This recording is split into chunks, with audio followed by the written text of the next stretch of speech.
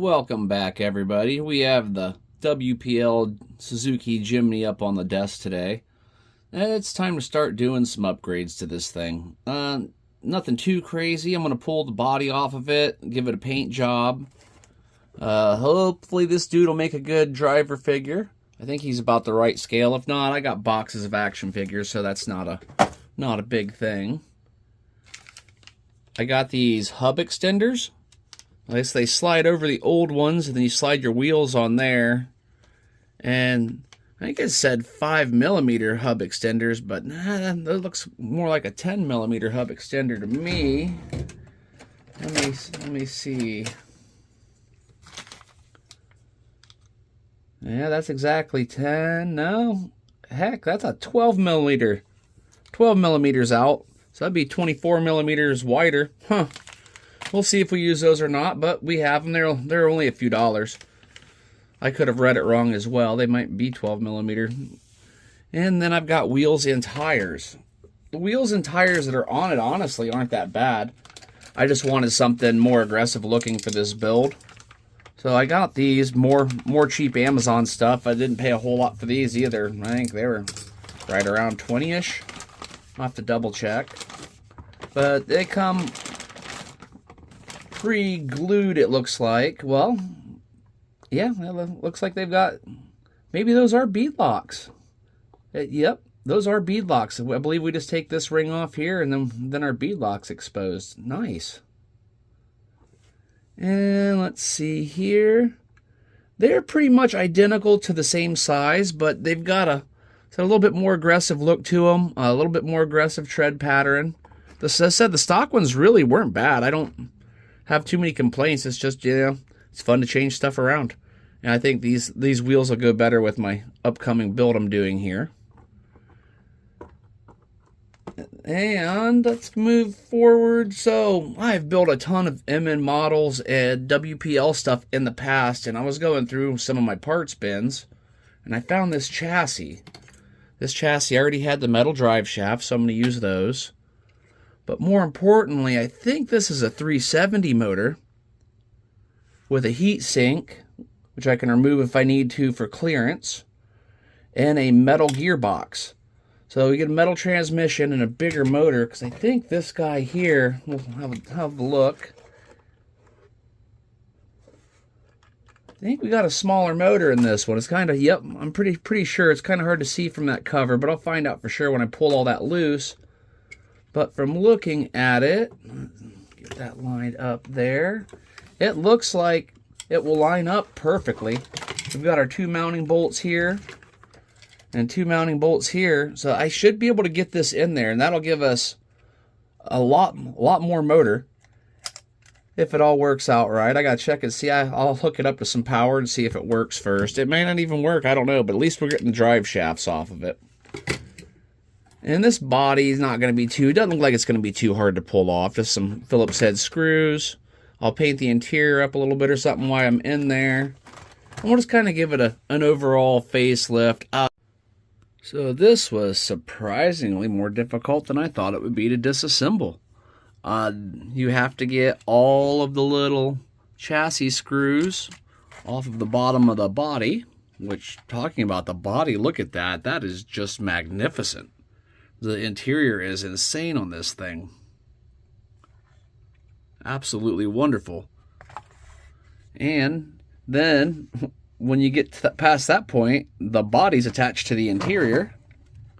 There's several little mounting screws throughout places here and there. Now I need to remove the windshield and the lighting and the grille and all the little exterior attachments. We'll kind of see, get my guy here.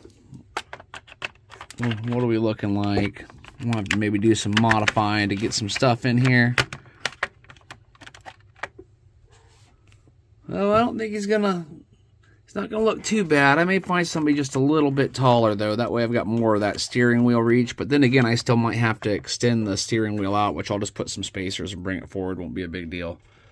All right, onward and upward. Well, here's what I went with on the interior. So I stripped it all down as you saw earlier, and I went with this kind of an off cream white color for the inside of the interior, and then this satin brown for the inside, or for the seats and the dash and all that stuff. And I think that's going to look really good in there when it all gets said and done. On the dashboard, I've got the decal on for the instrument cluster. I'm going to do some more stuff there. And there's a steering wheel, which I may end up having to adjust out for the figure. Put all that stuff over here, because I still have to do the gear shifters and some detail painting and stuff, but I think that's coming along nicely.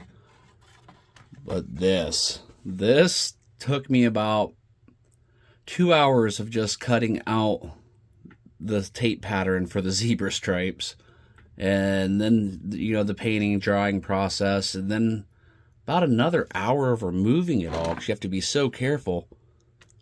But check that out. I even snuck a little ATRC there on the side. And this is the first time I've ever tried to do like a zebra pattern. I'm pretty happy with it. After I put all the little bits and baubles back on, it should look pretty nice. I'm going to move on. Next, we had the chassis here. Let me move this out of the way.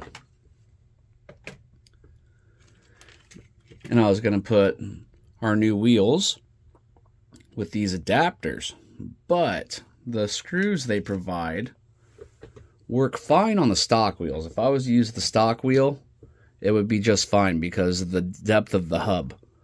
But the hub on this one is thicker. So when you get this through, your screw isn't long enough. It dead ends out. You see the screw's not very long, but I think I've got that narrowed down to an M.25. And this one is right around 15, 16 millimeters. What I ended up doing is just ordering a whole kit. So I'm going to use a couple of the longer ones, most likely the 20s.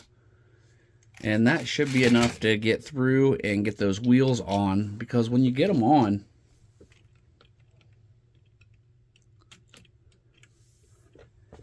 you can see you get, it's not too bad because the way it's designed, it sticks out a little bit further, but it's not crazy on the amount. So I'm going to take a measurement when I get them on of previous and what we're moving up to. Well, let's go ahead and do the previous right now, or the stock right now.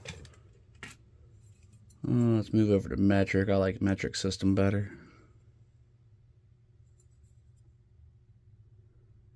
So it's really close to around 15 centimeters. We'll see how much further we get past that. I'm going to go ahead and put those on and start getting some of this stuff back together. I thought we'd just go ahead and do one of these together so I can show you how it works out. And here's our measurement. We are right about at 17 centimeters. So we've gotten about 2 centimeters out of that, which is a good bit. And what's nice about it is I don't think it's going to be too much. If we set our body over it, you can see it sticks in about half the wheel well, so it's not going to stick out and look too funny. But we do have a lot of play, which is to be expected by a model of this caliper. So you just take off, it's a Phillips head for the stock. Take that off real quick.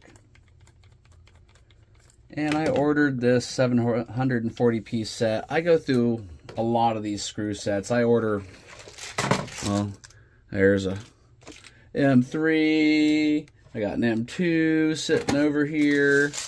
I go through these a lot. If you do a lot of custom builds, I suggest getting a good selection of screws. Now I'm going to take one of these shorter ones now that I have this off, because this isn't originally threaded for an M.25. It's just very close. So we're moving over to a machine thread where that's more of a, almost like a sheet metal screw that was in there. So I'm going to run them in and get my threads put in before we get going. Run that back out. Put that back to where I got it. I'll put our extension on. Get our wheel slid on over that. And then we're going to go with the 20. The 20 millimeter seems to be about perfect. You've got about, I'm guessing, 5 millimeters or so of dig that grabs in.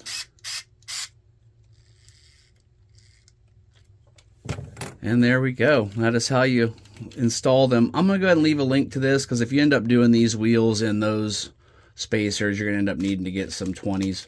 So I'll leave a link to that in case you're interested, and along with any other parts I'm using during this process. But check that out. That looks a lot better. And I like those style of wheels. The little spoked wheels with the little cap head screws looks a lot better. I'm also going to switch this out to a different connector style because I don't want to use their style. And that's about it for now. I did get the metal drive shafts on. I'm holding off on the motor. I did check it and it did work. But I'm going to hold off because I don't know what my clearance is going to be, and that will stick up a little bit higher. I'm going to wait till after I put all the body and everything back on, because I can access that without having to take the body back off. I'm going to start painting, getting that stuff together, and let's start detailing this thing up a little bit. Here's what I have done on the interior so far.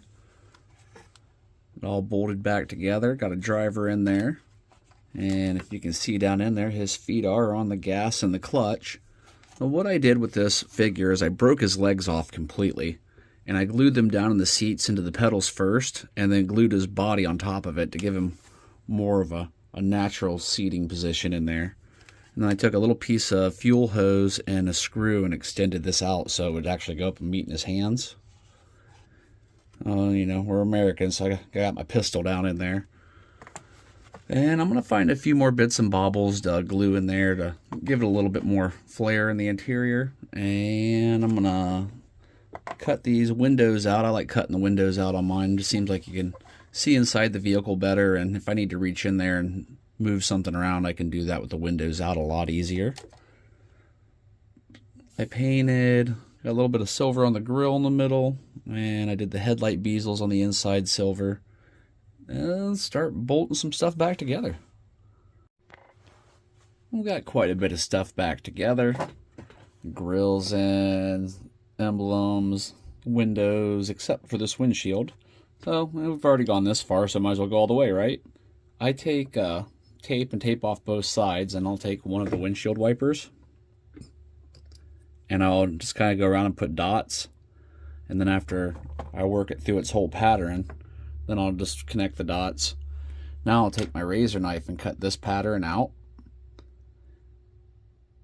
peel off the outside, leave this in the middle, and I'll spray all of this outside with just a flat clear, and that'll give it that appearance of just the kind of dirty windshield, and the wipers have been wiping it clean. Well, here it is, and the windshield turned out pretty cool. I didn't push my tape down. I got one little run down through there, but that's alright. It gives it character. Doesn't bother me. And this is the overall look of the machine. I'm pleased. Now, there's a couple things I probably could have done a little bit different. I could have made that steering wheel column. I think I should have made it just a little bit shorter, just a little bit on the long side. But at the end of the day, it's not going to bother me too much. I really like the way these wheels and tires look. And while we're close, we don't hit, so that's good. Still using my original leaf springs, because that's one of the fun things about this vehicle is the leaf springs. I'm going to continue to do more with this. This is just my little first round of upgrades. I wanted to change the look up and give it a dramatically different look from where it came from the factory, and I think we've accomplished that. And it's got a driver. It all looks pretty good in my opinion.